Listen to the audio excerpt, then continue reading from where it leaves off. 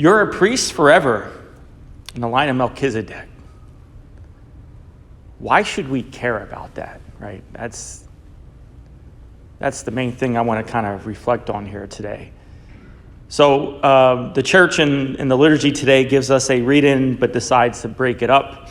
So she gives us Hebrews 7, verses 1 to 3, and then skips verses 4 to 14, and then gives us 15 to 17. So we have a couple things missing here. So again, remember, for those that haven't been coming to the daily Mass, the ultimate purpose of this letter to the Hebrews is to tell us that Jesus Christ is the true high priest and that the Old Testament priesthood, therefore, is obsolete. Okay, that's the goal from which this writer is trying to convey. And so now to add to this argument, he goes to this person in Genesis and in Psalm 110, which was our psalm today. This mysterious figure called Melchizedek, which means righteous king, who's king of Salem, Salem, okay, it's the last 5 letters of the word Jerusalem. So some see this Salem has a precursor to eventually the city of Jerusalem, in which David will establish during his kingship. But he's both a king and also a priest of God. Priest of God the Most High, not a pagan king, but a priest that belongs to God, who in Genesis chapter 22 meets with Abraham after Abraham's victorious in saving his nephew Lot. This mysterious figure, Melchizedek, kind of comes out of nowhere. Abraham gives him 1/10 of what he has. Melchizedek does an offering of bread and wine. And then, this is the part that is omitted in today's first reading. He talks about this in verses 4 to 14. Melchizedek then blesses Abraham. You know, again, in those verses that we miss out on, the author tells us how only one who is greater than another will bless a person, like a father will bless a son. You know what I mean? Like, you know, it's one who's kind of has more authority, superiority, whatever, will bless that of one who is underneath him, making the case that this Melchizedek figure is greater than their father and our father Abraham in the faith. He goes on then in the last part of the letter. It's even more obvious if not another priest is raised up. Let me read that again. It's important. It is even more obvious if another priest is raised up. He says it 2 more times in this part. Again, the other 2 times were omitted in today's lectionary. But if another priest is raised up, all right, he's making reference here to the resurrection of Jesus.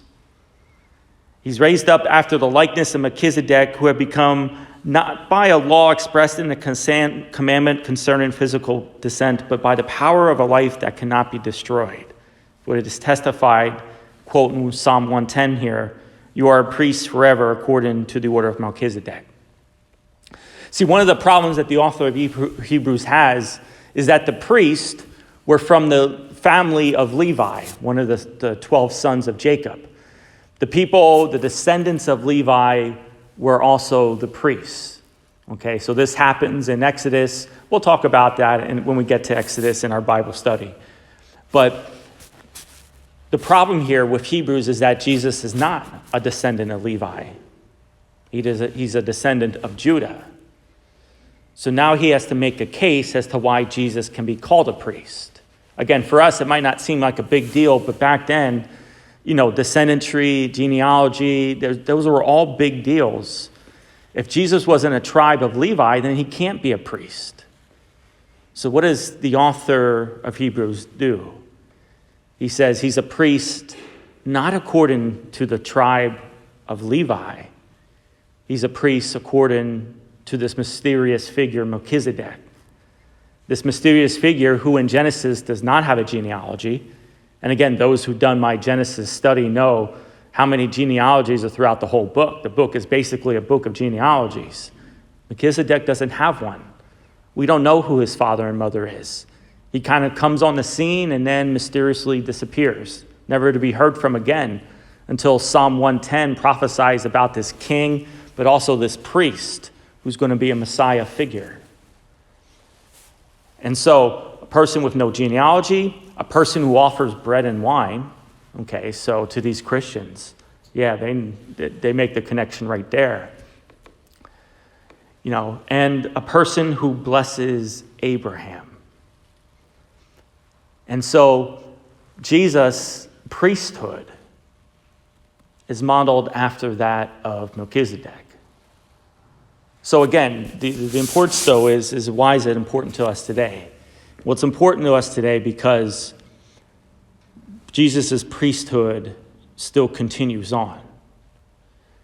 Our sins are forgiven because we have an eternal high priest, not because of me. I'm not the absolute cause of the forgiveness of sins. God is. I'm the instrumental cause. God's using me, okay, through the ordained priesthood to forgive sins. But our forgiveness of sins is possible because we continue to have a priest who's continuing to what? To mediate, to intercede for our behalf, to continue in a way symbolically to show God the Father the wounds on his hands, his side, and his feet, to show the wounds of the offering that he continues to to intercede on our behalf. If Jesus Christ just died, then his priesthood wouldn't remain. It would be meaningless, which means also what? We don't have forgiveness of sins. Why? Because we don't have a priest who's making an offering for those forgiveness of sins. But we do. Jesus Christ, the eternal high priest in the line of Melchizedek. May God bless you.